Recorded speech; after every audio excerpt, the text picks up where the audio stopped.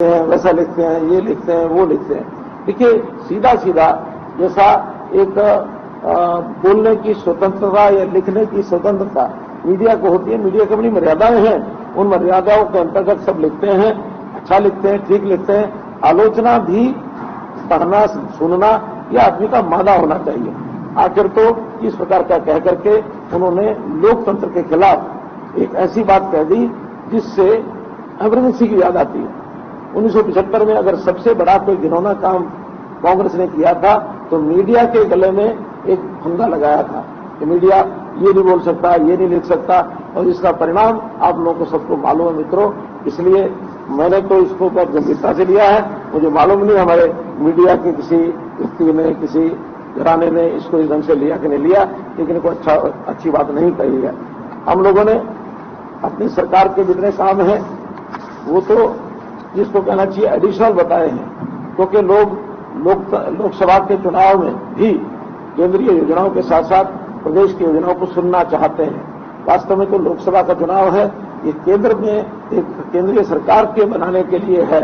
हमारी अपील जो हमने की है कि मोदी जी एक बहुत ही बलशाली और एक बहुत सूझबूझ वाले प्रधानमंत्री सिद्ध हुए हैं, जिन्होंने देश की वर्षों पुरानी समस्याएं, चाहे वो राम जन्मभूमि की हो, चाहे वो धारा 370 की हो, चाहे वो 3 तलाक की हो, ये ऐसी ऐसी समस्याएं थी जिनके बारे में मोदी जी ने इनको हल किया। कांग्रेस डराती थी, कांग्रेस कहती थी इन बातों को अगर छेड़ दिया तो गृह युद्ध हो जाएगा, उनकी नदियां बह जाएंगी। लेकिन इतनी सूझबूझ से सारे काम किए, देश के ही लोग नहीं दुनिया के लोग भी आज मोदी जी के कायल हैं, और दुनिया की समस्याओं को कैसे हल किया जाए ये मोदी जी से परामर्श करते हैं, मोदी जी से सहयोग मांगते हैं। इसलिए मित्रों, मैं तो मोदी जी लोग भी आज याद करते हैं। इंफ्रास्ट्रक्चर, सड़कें हैं, रेलवेज हैं, यानी वायुयान है, टेक्नोलॉजी है, आईटी है, इन सब चीजों को किस प्रकार से डिजिटलाइजेशन, डिजिटल इंडिया के माध्यम से चीजें आगे बढ़ाई गई हैं, इससे भी जनता को बहुत लाभ हुआ है। प्रदेश की बातों में अगर आप पूछें तो हमने सारे अभियान में एक ही बात पूछते थे कि 10 साल पहले नौकरियां और आज की नौकरियां, सामान्यतः हर गांव वालों ने कहा कि कहीं 20, कहीं 40, कहीं 50, कहीं 60, कहीं 200, यानी 100 से ऊपर भी नौकरियां एक एक गांव में लगी हैं, जिसका कोई उनका खर्च नहीं हुआ है। तो ये बहुत बड़े ऐसे विषय हैं जो लोगों के मन के अनुसार, उनके अनुकूल हैं, उनको अच्छे लगे हैं, उनको भाए हैं। तो मैं तो इस सारे हिसाब से यानी मैं अपना एक विश्वास जाहिर कर सकता हूं कि 25 मई को और हरियाणा की जनता 10 की 10 लोकसभा और 1 अपनी विधानसभा का बाई इलेक्शन, 11 की 11 सीटें भारी मार्जिन से कमल के फूल के साथ के ऊपर दबाकर और भारी मात्रा से वोट देकर और भारतीय जनता पार्टी के 11 कमल खिलाएंगे, और हम जो है मोदी जी को ये कमल खिला करके देंगे। हरियाणा की जनता कांग्रेस के वो जमाने को याद करती है जब प्रदेश में भ्रष्टाचार था, भाई भतीजावाद और किस प्रकार की जातिवाद की राजनीति थी। इसको मैंने 2014 में तोड़ने की बात की थी। इसी करनाल की भूमि से मैंने कहा था हरियाणा एक, हरियाणा एक, और इसका असर आज दिख रहा है। जिस जातिगत पॉलिटिक्स में हमारी पार्टियां लगी रही, बंधी रही, उसके हिसाब से, और हम आज देख रहे हैं कि युवा वर्ग उन सब चीजों से बाहर है, उभरा हुआ है। बहुत नए लोग भी इस अभियान में और पार्टी के साथ जुड़े हैं, क्योंकि मुझे पहले ही ये परिचय करा देना चाहिए था। आज भी आपके सामने एक परिचय तो कल ही जिन्होंने भारतीय जनता पार्टी ज्वाइन की है, राजेंद्र आर्य ये बैठे हैं, मेरे साथ बैठे हैं। ये स्वयं प्रत्याशी थे विधानसभा के इस उपचुनाव में करनाल में, इंडिपेंडेंट इन्होंने पर्चा भरा हुआ था, लेकिन उन्होंने कहा कि मुझे भारतीय जनता पार्टी की नीतियों में विश्वास है, और इन्होंने जो फॉर्मली बता दें। जी, सभी को नमस्कार। मैं राजेंद्र आर्य दादूपुर, राष्ट्रीय अध्यक्ष भारतीय किसान मजदूर नौजवान यूनियन, संस्थापक राष्ट्रीय अध्यक्ष अखिल भारतीय रोड समाज आरक्षण संघर्ष समिति। मैंने जिस तरीके से पूरे देश में इस चुनाव के दौरान अलग अलग राज्यों में सैकड़ों किसान और मजदूर संगठनों ने मोदी जी में आस्था जताई है, उस तरीके से मैं भी अपने संगठन की तरफ से मोदी जी में और माननीय बाबूजी मनोहर लाल जी में अपनी आस्था जताता हूं और करनाल लोकसभा के क्षेत्र वासियों को ये कहना चाहता हूं, हरियाणा के लोक पुरुष माननीय मनोहर लाल जी अब केंद्र में जाकर लोकमान्य होने जा रहे हैं और पूरे हरियाणा में अपील करता हूं 10 की 10 लोकसभा सीटों पर मेरे से जुड़े और सभी किसान मजदूर और खापों से ये अपील करता हूं। हुआ था और 13 को ही हमारे हरियाणा के 6 कैंडिडेट घोषित हो गए थे। 13 मार्च और आज हम बैठे हैं कितना 23 मई, यानी 2 महीने 10 दिन पहले हमारा जो घोषणा हो गई थी। 4 जो उसके बाद वो भी शायद 23-24 मार्च को हो गए थे 4 कैंडिडेट, और लगातार हमने अपना अभियान जारी रखा और आज इस समय शाम को 6 बजे अभियान हमारा पूरा हो जाएगा। मुझे इस बात का संतोष है कि जितना हमने अभियान चलाया पूरे विधानसभा क्षेत्र में विधानसभा अनुसार रैलियां की, नामांकन कराए और हमारा मुख्यमंत्री और मेरा कुल मिलाकर 106 कार्यक्रम हुए, जिसमें 90 विधानसभाएं, साथ में कुछ नामांकन के अलग से कार्यक्रम थे। किसी किसी विधानसभा में एक के बजाय 2 भी हुए, तो ऐसा उस 106 में ऐसा मोटा अनुमान है मेरा कि 58 कार्यक्रम तो मुख्यमंत्री जी के हुए और 48 कार्यक्रम मेरे स्वयं के हुए। हमने पूरा प्रदेश 14 मार्च तक कंप्लीट किया। 15 मार्च से हम दोनों अपने अपने क्षेत्र में लगे हैं और उस दिन से हमारे केंद्रीय नेताओं के जो कार्यक्रम हैं वो शुरू हो गए, जिसके अंदर हमारे प्रधानमंत्री जी के कार्यक्रम हुए 3, नड्डा जी के यानी राष्ट्रीय अध्यक्ष जी के 2 दिन के कार्यक्रम हुए, अलग अलग 6 कार्यक्रम हुए, योगी जी के 2 कार्यक्रम हुए, अमित शाह जी के 3 कार्यक्रम हुए, राजनाथ सिंह जी के 3 कार्यक्रम हुए, आसपास के प्रदेशों के मुख्यमंत्री जिसमें पुष्कर सिंह धामी जी, जिसमें राजस्थान के मुख्यमंत्री, मध्य प्रदेश के मुख्यमंत्री, योगी जी का मैंने बता ही दिया। इन सब नेताओं के हमारे यहाँ कार्यक्रम हुए हैं और कोई लोकसभा क्षेत्र, कोई विधानसभा क्षेत्र बचा नहीं जहां हमारे केंद्रीय नेतृत्व का कार्यक्रम या हमारा अपने प्रदेश के नेताओं के कार्यक्रम न हुए हों।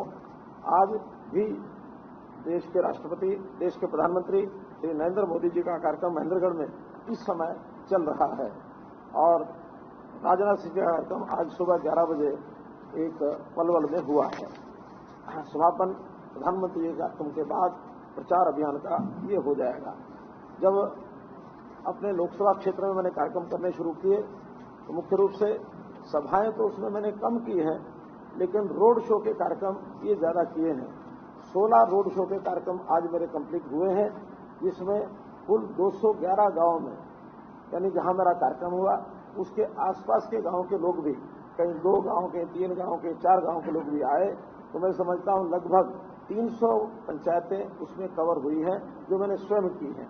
इसके अलावा जो शहर की बस्तियां हैं, शहर के कार्यक्रम हैं, वो कार्यक्रम इसके अलग हैं, चाहे वो पानीपत शहर में हुए हों, पानीपत ग्रामीण की बस्तियों में हुए हों, करनाल नगर के कार्यक्रम हुए हैं, अथवा हमारे 6 और क्लस्टर कार्यक्रम हुए थे कस्बों के, जिसके अंदर इंद्री है, जिसमें दिलोखेड़ी है, जिसमें लिसिंग है, जिसमें रोंडा है और असंध है, फिर हमारा समालखा है, इसराना मकलोडा है।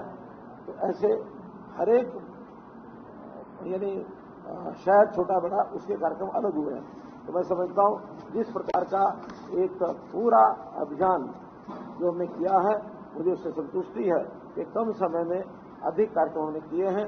थोड़ा शरीर बीच में कभी जुकाम है, तो कभी दस्त है, तो कभी गले का मामला है, ये सब चलता रहा है, लेकिन मैं अपने शरीर को, इन अंगों का काम अलग मानता हूं, बाकी शरीर का अलग मानता हूं। तो इसलिए ये अंग कैसा भी करते रहे, लेकिन पूरा अभियान सायंकाल 6 बजे तक कंप्लीट होगा। अंतिम कार्यक्रम मेरा पानीपत का एक रोड शो अभी सायंकाल 3:30-4 बजे शुरू होगा और 6 बजे तक वो चलेगा। मित्रों, आपको बताने लायक मुख्य बातें और भी हैं, जैसे चुनाव में बहुत सी ऐसी घटनाएं हुई हैं जो मुझे ध्यान में आती हैं कि उनको विपक्ष की ओर से किस प्रकार से उछाला गया, उड़ाया गया, या बहुत एक निम्न लेवल पर आकर के भी चीजों को उठाया गया है। उसके अंदर अगर मैं सबसे पहले एक बात जो मेरे मन को पीड़ा हुई, कल हमारी विपक्षी पार्टी के जो नेता हैं राहुल गांधी जी ने जो मीडिया के बारे में कहा, वास्तव में ये सुनकर के मुझे बड़ा अजीब लगा कि मीडिया हमारा फोर्थ पिलर ऑफ डेमोक्रेसी इसको कहते हैं। उसके बारे में कल मैं संबोधन में शुरू में कहा, मैं सुन रहा था रात को। मेरे प्यारे मित्रों, मेरे प्यारा मीडिया के मित्रों, और साथ ही जोड़ते हैं कि मीडिया के लोगों को मित्र कहना तो पड़ता है, लेकिन ये मित्र है नहीं। और ये जो लोग हैं ये ऐसा लिखते हैं, वैसा लिखते हैं, ये लिखते हैं, वो लिखते हैं। देखिए, सीधा सीधा जैसा एक बोलने की स्वतंत्रता या लिखने की स्वतंत्रता मीडिया को होती है, मीडिया की बड़ी मर्यादाएं हैं। उन मर्यादाओं के अंतर्गत सब लिखते हैं, अच्छा लिखते हैं, ठीक लिखते हैं। आलोचना भी पढ़ना, सुनना यह आदमी का मादा होना चाहिए। आखिर तो इस प्रकार का कह करके उन्होंने लोकतंत्र के खिलाफ एक ऐसी बात कह दी जिससे एमरजेंसी की याद आती है। 1975 में अगर सबसे बड़ा कोई घिनौना काम कांग्रेस ने किया था तो मीडिया के गले में एक फंदा लगाया था कि मीडिया ये नहीं बोल सकता, ये नहीं लिख सकता, और इसका परिणाम आप लोगों को सबको मालूम है मित्रों। इसलिए मैंने तो इसको बहुत गंभीरता से लिया है। मुझे मालूम नहीं हमारे मीडिया के किसी व्यक्ति ने, किसी घराने ने इसको इस ढंग से लिया कि नहीं लिया, लेकिन इसको अच्छी बात नहीं कही है।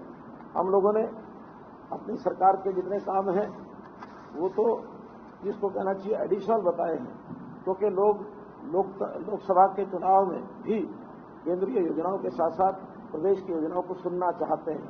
वास्तव में तो लोकसभा का चुनाव है, ये केंद्र में एक केंद्रीय सरकार के बनाने के लिए है।